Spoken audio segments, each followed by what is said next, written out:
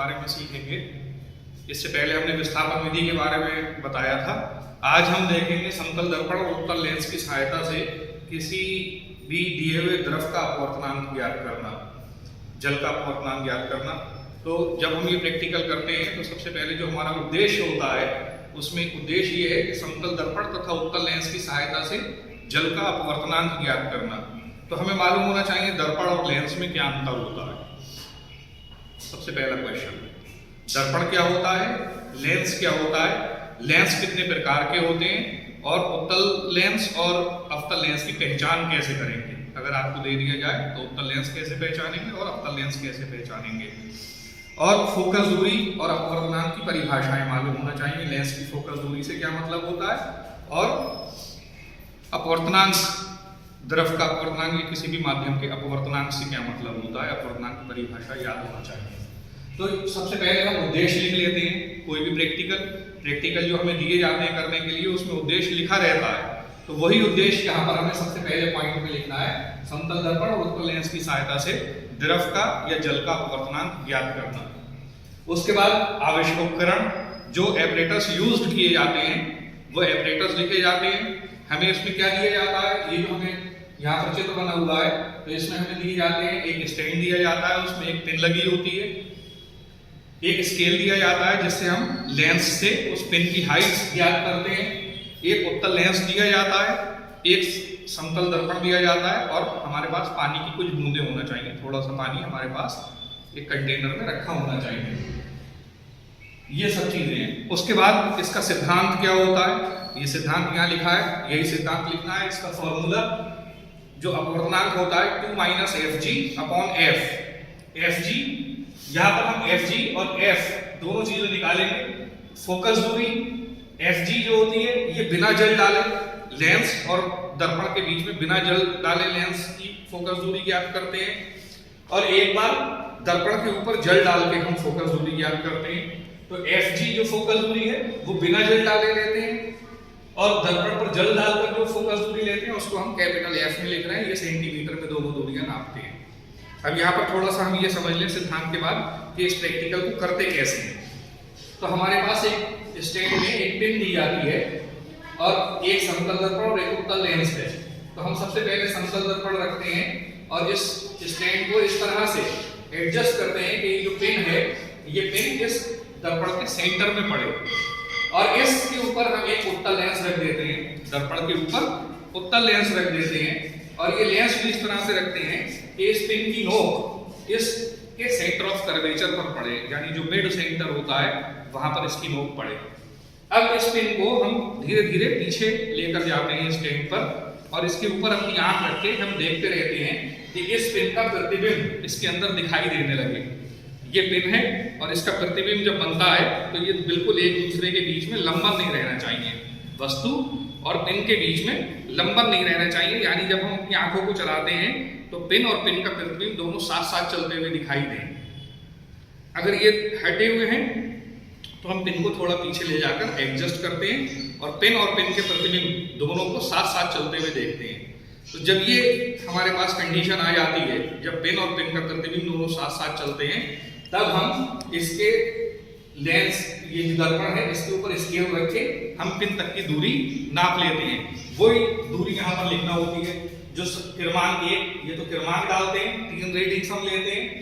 Lens से pin की दूरी, जो लेंस है लेंस के ऊपर हम स्केल रख के इसकी दूरी ज्ञात कर लेते हैं। फिर समतल दर्पण से पिन की दूरी, अब लेंस के ऊपर से स्केल हटाकर समतल दर्पण के ऊपर रखकर पिन तक की दूरी निकाल लेते हैं, और इन दोनों डिस्टेंस को जोड़कर इसको डिवाइड कर देते हैं। तो ये इसकी माध्य फोकस दूरी हो जाती है। कब? जब हमने बिना जल डाले रीडिंग ले रहे हैं।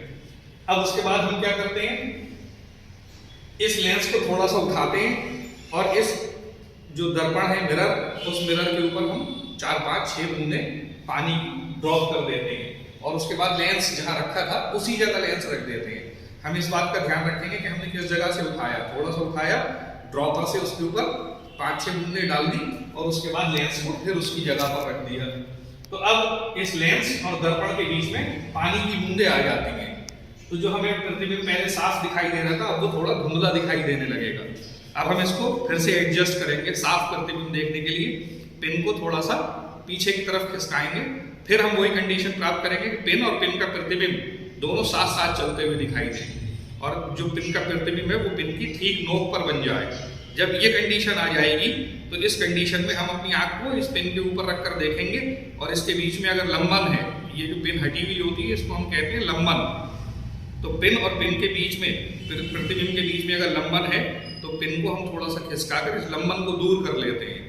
पिन और पिन का प्रतिबिंब दोनों साथ साथ चलते हुए दिखाई देना चाहिए। फिर हम रीडिंग ले लेंगे।